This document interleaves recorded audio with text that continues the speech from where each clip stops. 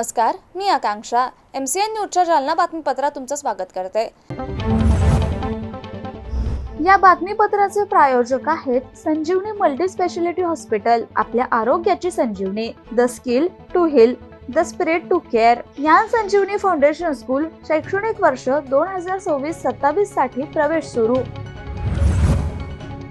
Bus stand परिसरातील एका लॉजमध्ये सुरू असलेल्या देहविक्रीच्या व्यवसायाचा पोलिसांनी पर्दाफाश केलाय. येथील न्यू शिवगंगा लॉजवर पोलिसांनी अचानक धाड टाकत मोठी कारवाई केली आहे. या कारवाई दरम्यान पोलिसांनी 7 महिलांची सुटका केली असून 7 पुरुषांना ताब्यात घेतलंय. वरिष्ठांच्या आदेशानुसार ही संपूर्ण कारवाई अत्यंत गुप्तपणे आणि नियोजनबद्ध पद्धतीने करण्यात आली. मिळालेल्या सविस्तर माहितीनुसार बसस्टँड येथील न्यू शिवगंगा लॉजमध्ये गेल्या काही दिवसांपासून बेकायदेशीरपणे देहविक्रीचा व्यापार सुरू असल्याची गुप्त माहिती पोलीस प्रशासनाला मिळाली होती. माहिती मिळताच पोलिसांनी कसून चौकशी केली आणि मिळालेली माहिती खरी असल्याचं स्पष्ट झालं. त्यानंतर वरिष्ठ पोलीस अधिकाऱ्यांच्या थेट आदेशानुसार पोलिसांच्या एका विशेष पथकाने या लॉजवर अचानक छापा टाकला. या छाप्यामुळे लॉज परिसर आणि शहरात एकच खळबळ उडाली आहे. लॉजमध्ये देहविक्रीचा व्यवसाय सुरू असल्याची खात्रीशीर माहिती आम्हाला मिळाली होती. वरिष्ठांच्या आदेशानुसार तात्काळ पथक तयार करून ही धाड टाकण्यात आली. घटनास्थळावरून 7 महिलांची सुटका करण्यात आली असून 7 संशयित पुरुषांना ताब्यात घेण्यात आले. या प्रकरणी गुन्हा दाखल करण्याची प्रक्रिया सुरू असून कायद्यानुसार योग्य ती कठोर कारवाई केली जाईल. दरम्यान सुटका करण्यात आलेल्या महिलांची रवानगी सुरक्षित ठिकाणी करण्यात येत असून ताब्यात घेतलेल्या पुरुषांची कसून चौकशी सुरू आहे. या रॅकेटच्या मागे आणखी कोणाचा हात आहे का, लॉज मालकाचा यामध्ये काय सहभाग आहे याचा तपास आता पोलीस करतायत. घाणेवाडी येथील संत गाडगेबाबा जलाशयातून मोठ्या प्रमाणावर गाळ आणि मातीची विक्री सुरू असल्याचा गंभीर आरोप भाजपच्या नगरसेविका ॲडव्होकेट रीमा संदीप खरात यांनी केलाय. महापालिकेनं केवळ तलावातील गाळ उपशासाठी परवानगी दिलेली असताना प्रत्यक्षात मात्र वीटभट्ट्यांसाठी मोठ्या प्रमाणावर गाळ आणि माती विक्री होत असल्याचा दावा त्यांनी माध्यमांशी बोलताना केलाय. ॲडव्होकेट रीमा काळे यांनी नुकतीच संत गाडगेबाबा जलाशय परिसराला भेट दिली. यावेळी तलाव परिसरात अनेक पोकलेन मशीन, टिप्पर आणि हायवा वाहनाद्वारे मोठ्या प्रमाणात गाळ माती वाहतूक सुरू असल्याचं त्यांनी सांगितलं. महापालिकेकडून अंबादास कोलते यांना तलावातील गाळ उपशाची परवानगी देण्यात आली असली तरी परवानगी मिळण्यापूर्वीच 2 महिन्यांपासून त्या ठिकाणी उत्खनन सुरू असल्याचा आरोप त्यांनी केला. महापालिकेनं परवानगी देताना स्पष्ट सूचना दिल्या होत्या की तलावातील गाळ कोणत्याही व्यावसायिक कारणासाठी अथवा वीटभट्ट्यांसाठी विक्री करता येणार नाही. मात्र प्रत्यक्षात त्या ठिकाणाहून मोठ्या प्रमाणावर वीटभट्ट्यांसाठी गाळ विक्री होत असल्याचा गंभीर आरोप ॲडव्होकेट काळे यांनी केला.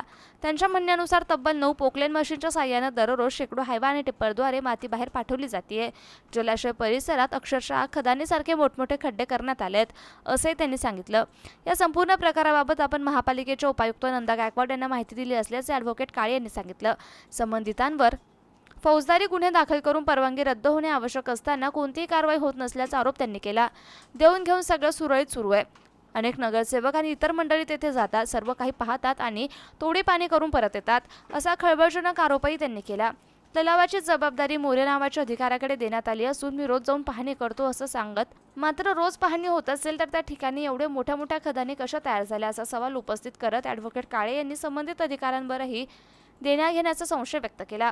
महापालिकेच्या कामकाजाचा अक्षरशः बट्ट्याबोळ झाला असून संत गाडगेबाबा जलाशयाचं मोठ्या प्रमाणावर नुकसान होत आहे असा आरोप त्यांनी केलाय. या प्रकरणी आपण महापालिका आयुक्तांची प्रत्यक्ष भेट घेतली असून जिल्हाधिकाऱ्यांना ही संदेशाद्वारे माहिती दिल्याचं त्यांनी सांगितलं.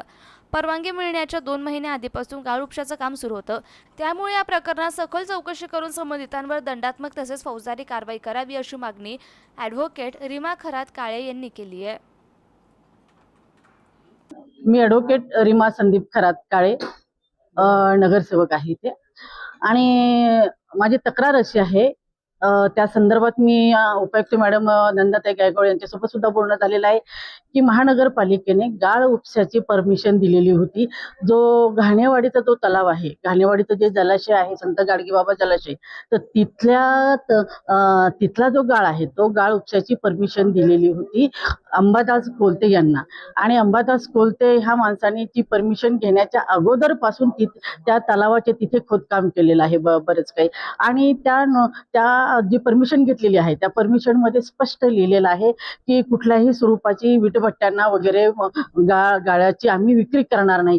मात्र त्यांनी वीटभट्टीसाठी सरळ सरळ ते विक्री करणं चालू केलेलं आहे. अक्षरशः तिथे 9 पोकलॅन लावलेले आहेत आणि रोज शेकडो गाड्या शेकडो गाड्या तिथून, शेकडो हायवाची तिथून माती विक्री होत आहे. अक्षरशः आपण जर जाऊन बघितलं, मी काल तिथे स्वतः जाऊन बघितलं की गाड्याच गाड्या, म्हणजे शेकडो गाड्या तिथली माती नेऊन विकत आहेत. आणि हे महानगरपालिकेचे जे अधिकारी आहेत त्यांना माहिती आहे. मी गायकवाड मॅडमलाही बोलले, वास्तविक पाहतात ते तात्काळ ही परवानगी रद्द होणं आवश्यक होतं. त्यांच्या विरुद्ध फौजदारी गुन्हे दाखल होऊन दंडात्मक कार्यवाही होणं आवश्यक होतं. मात्र सगळं इथं देऊन घेऊन होत आहे. बऱ्याच नगरसेवक, बऱ्याच लोकांना सुद्धा माहिती झालं. प्रत्येक जण जातं तिथे, जातं आणि तोडीपाणी करतात. जे काही त्या तलावाचं, कारण हे जे पुरावे आहेत हे पुरावे नष्ट करता येणारे नाही. अक्षरशः एवढं खोदकाम झालेलं आहे आजूबाजूला, त्या जलाशयाच्या आजूबाजूला, की खदानीच्या खदानी तयार झालेल्या आहेत. इतक्या मोठ्या प्रमाणात माती तिथे विक्री होत आहे. आता मी आयुक्त मॅडमला बोलण्यासाठी आलेली आहे. मी कलेक्टर मॅडमला सुद्धा संपूर्ण डिटेलमध्ये मेसेज टाकलेले आज त्या दुपारून रजेवर असल्यामुळं. आणि अशा स्वरूपाचं एवढं जर त्या जलाशयाचं नुकसान होत असताना सुद्धा जर भूमिका बघ्याची घेत असतील, कारण मोरे यांच्याकडे तो लक्ष ठेवण्यासाठी चार्ज दिलेला होता. मी मोरे यांना बोलले तर मोरे असं म्हणतात की मॅडम मी रोज जाऊन बघतो. मग रोज जाऊन बघूनही तुम्ही जर कारवाई करत नसाल किंवा ती परवानगी रद्द करत नसाल तर तुम्ही नक्कीच त्याच्यामध्ये देऊन घेऊन आहात. म्हणजे अशा प्रकारे सगळं कामकाज आता बट्ट्याबोळ इथं होत आहे. तर माझं असं म्हणणं आहे की तात्काळ त्याच्यामध्ये गुन्हा दाखल व्हायला पाहिजे, त्यांच्या विरुद्ध दंडात्मक कारवाई व्हायला पाहिजे, म्हणजे पुन्हा असे प्रकार घडणार नाही. कारण त्यांनी जी परवानगी घेतली तिच्या अगोदरपासून जवळपास 2 महिन्यापासून तिथं खोदकाम चालू आहे. आणि कलेक्टर मॅडमलाही मी ऍप्लिकेशन वगैरे देते की बाबा तिथे जे आहे ते खोदकाम जे झालेलं अक्षरशः खदानीच्या खदानी झालेले आहे, तर तात्काळ ही कार्यवाही व्हायला पाहिजे. देऊन घेऊन हे प्रकरण मिटता कामा नये. ऍडव्होकेट रीमा संदीप काळे. मुख्यमंत्री देवेंद्र फडणवीस यांनी अशोक खरात सारख्या भोंदूबाबांच्या प्रकरणातून बोध घेऊन राज्यात जादू तोडण्याविरोधी कायदा अत्यंत प्रभावीपणे राबवावा अशी मागणी प्राध्यापक श्याम मानव जालना येथे आयोजित पत्रकार परिषदेत केली. जालना येथील भाग्यनगरमधील मराठा सेवा संघाच्या सभागृहात आयोजित या पत्रकार परिषदेत प्राध्यापक मानव यांनी राज्य सरकारवर जोरदार टीका केली. ते म्हणाले की राज्यातील सरकारी धोरणांमुळेच अशोक खरासारखे भोंदू प्रवृत्तीचे लोक निर्माण झाले आहेत. खरात याने अनेक महिलांचं लैंगिक शोषण केलं, मात्र त्याला मिळालेल्या राजश्रयामुळेच त्याचं धाडस वाढलं. फडणवीस सरकारने वेळ न घालवता कायद्याची कडक अंमलबजावणी केल्यास बुवाबाजीला लगाम बसेल, असे प्राध्यापक मानव यांनी स्पष्ट केलं. या पत्रकार परिषदेला समितीचे राष्ट्रीय कार्याध्यक्ष सुरेश झुरमुरे, दत्त शिरसाट, जालना जिल्हाध्यक्ष मोहन राठोड, जिल्हा कार्याध्यक्ष काकासाहेब खरात, जिल्हा संघटक सुनील वाघ, कॉम्रेड अण्णा सावंत, डॉक्टर रावसाहेब ढवळे, प्राध्यापक सुभाष देठे यांची उपस्थिती होती. आधीच्याही सरकारामध्ये अशी परिस्थिती असेल, पण माझ्या बाबतीत लोक अपवाद करायचे, सरकारी अधिकारी अपवाद करायचे. मी 2 सरकारांमध्ये काम केलेलं आहे. पृथ्वीराज चव्हाण सरकारमध्ये काम केलेलं आहे, दुसरं उद्धव ठाकरे सरकारमध्ये काम केलेलं आहे. दोन्ही वेळेस मला हे कामं करत असताना 1 पैसा कोणत्या अधिकाऱ्याला खाऊ घालावा लागला नाही फाईल आणण्याकरता. कारण अजितदादांचा फोन जायचा, श्याम मानवांचं एक पुण्यकर्म आहे आणि तो संदेश अधिकाऱ्यांपर्यंत पोचायचा नीटपणे. त्यामुळे धडाधड फाईली हलायच्या, कामं व्हायची आणि म्हणूनच इतक्या वेगानं हे काम होऊ शकलं होतं महाराष्ट्रामध्ये. पण या सरकारमध्ये, देवेंद्र फडणवीस सरकारमध्ये आणि शिंदे सरकारमध्ये कोणतीही फाईल पैशाशिवाय हलत नाही, असा माझा अनुभव आहे. माझ्याकडनं पण पैशाची अपेक्षा करतात. मी 1 पैसा कोणाला खाऊ घालत नाही आणि स्वतः कधी खात नाही. हे सगळ्यांना माहीत असताना सुद्धा माझ्याकडनं पण पैशाची अपेक्षा करतात. स्वतः सामाजिक न्याय विभागाच्या सचिवांनी 15 दिवसात GR काढतो असं अजितदादा पवार अर्थमंत्री या सरकारमधले, एकनाथ शिंदे सरकारमधले उपमुख्यमंत्री आणि अर्थमंत्री अजितदादा पवार यांच्या समोर त्यांच्या साक्षीनं कबूल केलं होतं. पण GR 11 महिने निघाला नाही. एजंटला दिल्याशिवाय काम होत नाही असं त्यांनी मग जेव्हा मला स्पष्ट सांगितलं तेव्हा मी जाणं मंत्रालयात सोडून दिलं. या सरकारमध्ये पैशाची देवाणघेवाण केल्याशिवाय कोणतीही कामं होत नाही, त्यात अपवाद नसतात, एवढं मात्र मी डेफिनेटली सांगू शकेन. त्या सरकारकडनं आपण ही सगळी अपेक्षा ठेवतो. त्या सरकारमधले अनेक मंत्र्यांवरतीच आरोप आहे की ते अंधश्रद्धा करतात. हा मी थोडंसं सेपरेट करायला तयार आहे. यासाठी की काही माणसं अशी असतात की आपलं कर्तव्य आणि आपली स्वतःची अंधश्रद्धा बाजूला ठेवू शकतात. त्याचं उत्कृष्ट उदाहरण मी सांगेन तुम्हाला, आपले विलासराव देशमुख सत्यसाई बाबांचे परमभक्त होते, सगळ्यांना माहिती, बरोबर. या जादूटोणा विरोधी कायद्यामध्ये अनुसूचीमधलं 2रं कलम आहे, चमत्कारांचा प्रयोग करून त्यापासून आर्थिक प्राप्ती करणे हा कायद्याने गुन्हा आहे. सत्यसाई बाबा हवेत हात फिरवायचे, अंगठ्या निर्माण करायचे, सोन्याचे हार निर्माण करायचे, विभूती निर्माण करायचे आणि त्यातनं प्रचंड गडगंज संपत्ती त्यांनी गोळा केलेली आहे. त्यांना हा कायदा डायरेक्टली लागू होतो. आणि तरीही विलासराव देशमुखांनी कधीही, या कायद्याची संपूर्ण प्रोसेस सुरू होती, बदल चालू होते, मी रायटिंग करत होतो, एकदाही त्यांनी सुचवलं नाही की दुसरं कलम काढून टाका. आणि 16 डिसेंबर 2005ला नागपूरच्या विधानसभेमध्ये 288 आमदार जिथे बसतात त्या विधानसभेमध्ये हा कायदा संमत झाला होता. दुसरं उदाहरण 2013 मध्ये हा कायदा संमत झाला. त्यावेळेस या कायद्यावर सही आहे शिवाजीराव मोघे यांची, ते सामाजिक न्याय मंत्री होते.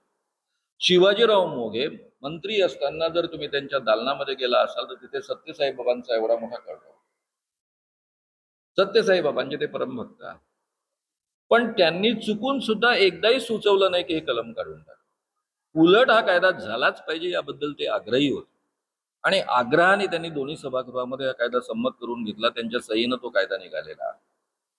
त्यामुळे काही माणसं अशी असतात की जे स्वतःची अंधश्रद्धा बाजूला ठेवायला तयार असतात जनतेच्या हिताकडे.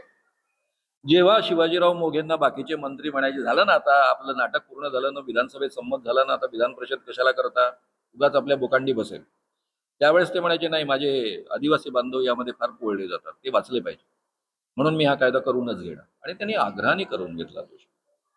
म्हणजे अशी माणसंही मी पाहिलेली. त्यामुळे एकनाथ शिंदे केवळ रेड्याचा बळी देतात म्हणून एकनाथ शिंदे असं काहीच करणार नाही असं मी मानायला तयार नाही.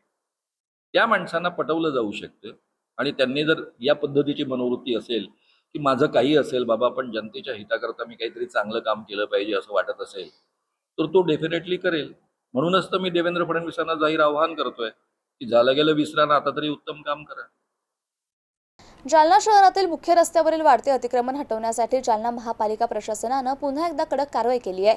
महापालिकेच्या आयुक्त अंजली शर्मा यांच्या आदेशानुसार तसेच सहाय्यक आयुक्त विजय फुलंब्रीकर यांच्या मार्गदर्शनाखाली शुक्रवार 22 मे रोजी जनार्दन मामा चौक ते बसस्थानक रोड परिसरात विशेष अतिक्रमण हटाव मोहीम राबवण्यात आली. या मोहिमेदरम्यान मुख्य रस्त्यालगत आणि दुकानासमोर करण्यात आलेले अनधिकृत ओटे, पायऱ्या आणि शेड हटवण्यात आले. याशिवाय नाल्यांवर करण्यात आलेले अतिक्रमणही हटवून नाले पूर्णपणे मोकळे करण्यात आले. या कारवाईत एकूण 35 अतिक्रमणे निष्कासित करण्यात आल्याची माहिती प्रशासनाकडून देण्यात आली आहे. विशेष म्हणजे आगामी पावसाळ्याच्या पार्श्वभूमीवर नाल्यांमधील अडथळे दूर करून पाण्याचा निचरा सुरळीत ठेवण्यावर प्रशासनाचा भर असल्याचे या कारवाईतून दिसून आलं. मुख्य रस्त्यांवरील अतिक्रमणामुळे वाहतूक कोंडी तसेच नागरिकांच्या ये-जा करण्यात अडचणी निर्माण होत असल्याच्या तक्रारी सातत्यानं पुढे येत होत्या. कारवाई जलद गतीनं पार पाडण्यासाठी महापालिकेकडून एक जेसीबी, एक टिप्पर तसेच स्वच्छता विभागातील 10 ते 12 सफाई कर्मचाऱ्यांची नियुक्ती करण्यात आली होती. कोणताही अनुचित प्रकार घडू नये यासाठी सदर बाजार पोलीस ठाण्याच्या पथकानं सहकार्य केलं होतं. या मोहिमेत अतिक्रमण हटाव प्रमुख BC राठोड यांच्या नेतृत्वाखाली सहाय्यक सॅमसंग कसबे, स्वच्छता निरीक्षक अमजद खान, अजय प्रेम भारती, शेख कादर, आमेर खान तसेच स्वच्छता विभागातील कर्मचारी सहभागी झाले होते. महापालिका प्रशासनाकडून शहर अतिक्रमण मुक्त करण्यासाठी अशाच प्रकारच्या मोहिमा पुढेही सातत्यानं राबवण्यात येणार असल्याचे संकेत प्रशासनाकडून देण्यात आलेत. आणि हे बातमीपत्र इथेच संपलं. पुन्हा भेटूया पुढील बातमीपत्रात. तोपर्यंत पाहत रहा MCN न्यूज. नमस्कार.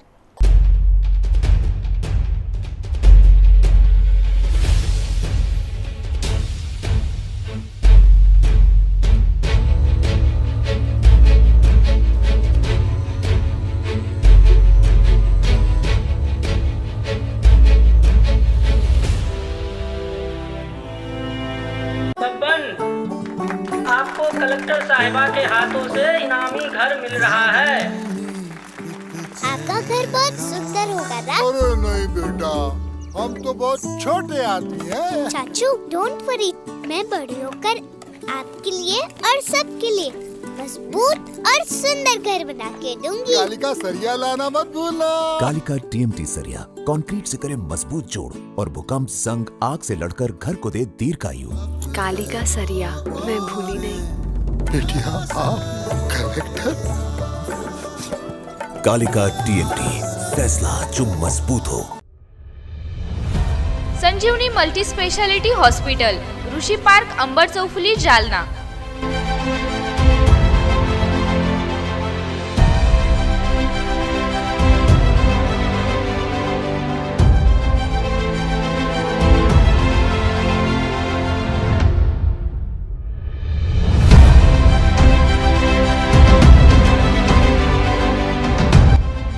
महात्मा ज्योतिबा फुले जन आरोग्य योजना आणि प्रधानमंत्री जन आरोग्य आयुष्मान भारत योजना उपलब्ध. मेडिसिन विभाग, बालरोग विभाग, स्त्रीरोग विभाग, अस्थिरोग विभाग, सर्जरी विभाग, नाक कान घसा विभाग आणि पॅथॉलॉजी विभागात काम करणारी तज्ज्ञ डॉक्टरांची टीम. उपलब्ध सुविधा ICU, NICU, जालना शहरातील अद्ययावत Ultima of 100 with stent boost cath lab. Modular operation theatre, dialysis विभाग, cardiac care unit CCU, angiography सुविधा, एंजिओप्लास्टी सुविधा, 24 तास अत्यावश्यक सेवा आणि कार्डियाक ॲम्ब्युलन्स उपलब्ध. महाराष्ट्र पोलीस कुटुंब आरोग्य योजनेसह सर्व आरोग्य विमा कंपन्यांचे कॅशलेस उपचार. संजीवनी मल्टी स्पेशालिटी हॉस्पिटल, आपल्या आरोग्याची संजीवनी.